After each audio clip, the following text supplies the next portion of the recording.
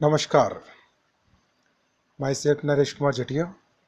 I am lecture in sociology और आज मैं आपको सोशोलॉजी का एक टॉपिक समाजशास्त्र की विषय वस्तु या विषय सामग्री के बारे में पढ़ाने जा रहा हूँ। Subject matter of sociology.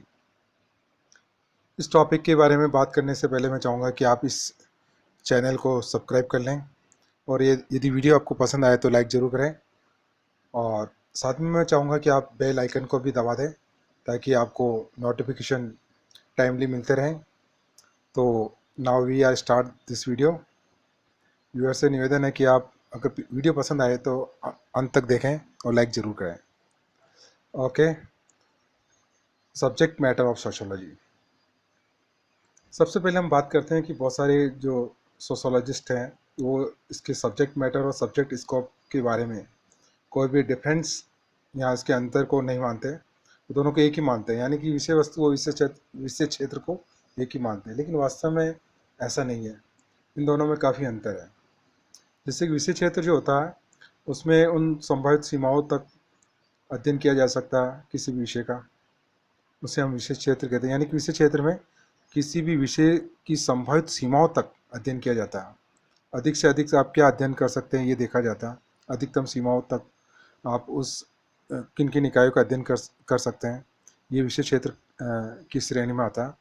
जबकि विषय वस्तु में हम उन निश्चित विषयों या बातों को सम्मिलित करते हैं जिसका उस विषय या उस शास्त्र के अंतर्गत अध्ययन किया जाता है। यानी कि विषय क्षेत्र में हम काफ़ी हद तक निश्चित विषय का ही अध्ययन करते हैं, यही विषय वस्तु होता है।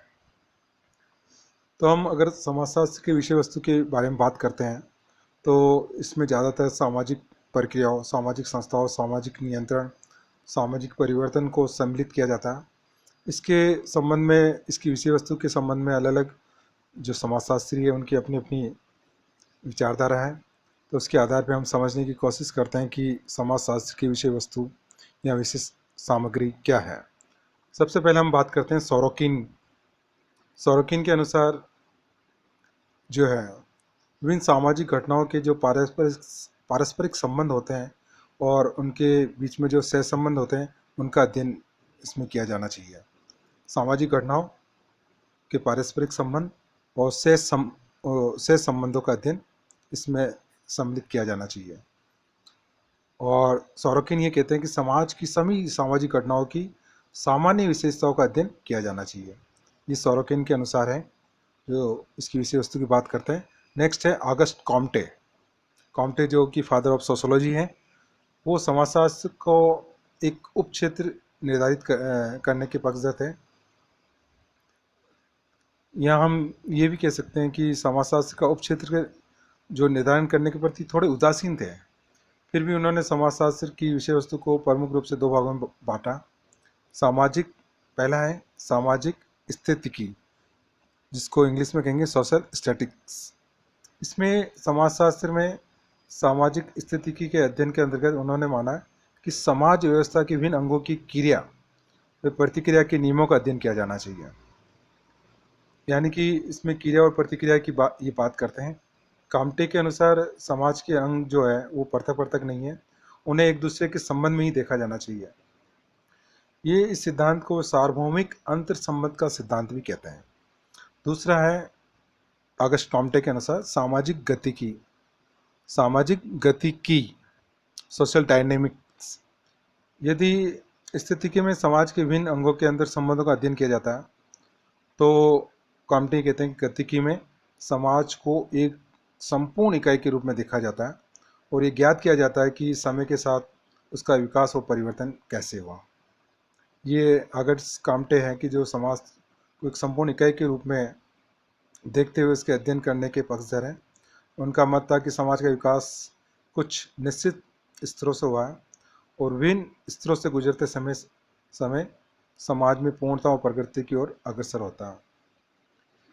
ये ऑगस्ट कॉम्टे जो इसकी विषय वस्तु को दो भागों में डिवाइड करते हैं, सामाजिक स्थितिकी और सामाजिक गतिकी।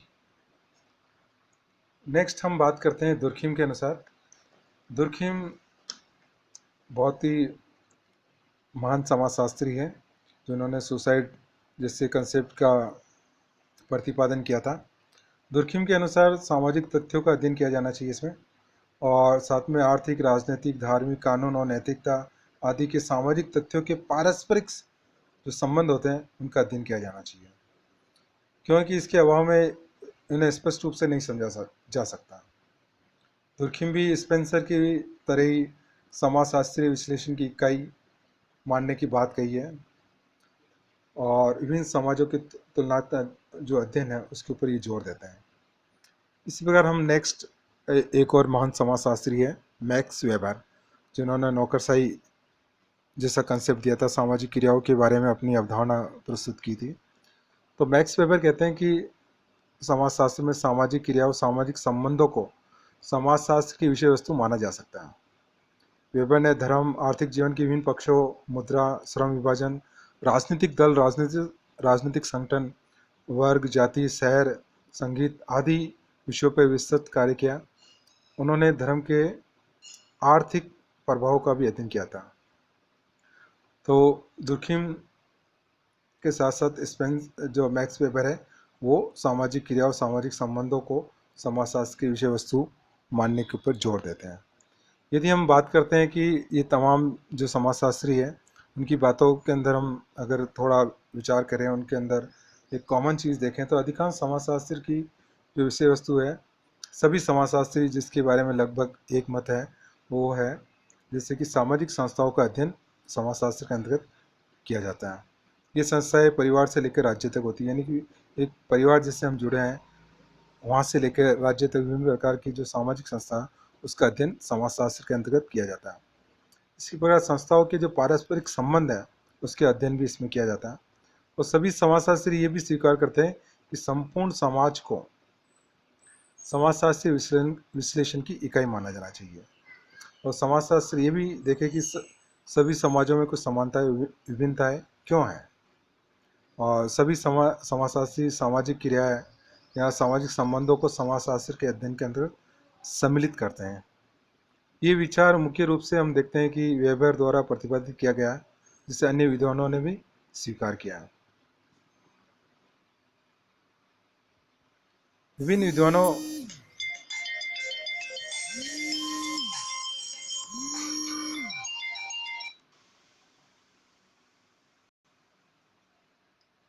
विभिन्न विद्वान जो हैं वो सामाजिक संबंध के ऊपर विशेष रूप से जोर देते हैं।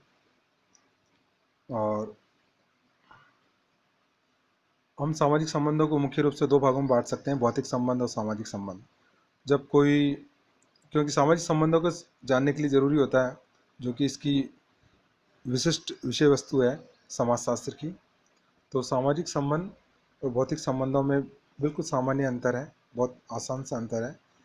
जब भौतिक संबंध की बात करते हैं तो ये हम कह सकते हैं कि दो बेजान वस्तुएं या एक बेजान और एक सजीव वस्तु के बीच में जो संबंध पाए जाते हैं वो भौतिक संबंध कहलाते हैं। जबकि सामाजिक संबंध जो होते हैं वो केवल जीवित एक प्राणियों के बीच में पनपते हैं और इनके बीच में पारस्परिक जागरूकता पाई जाती है। तो ये समाजशास्त्र की विषय वस्तु के बारे में मैंने आपको बताया। धन्यवाद।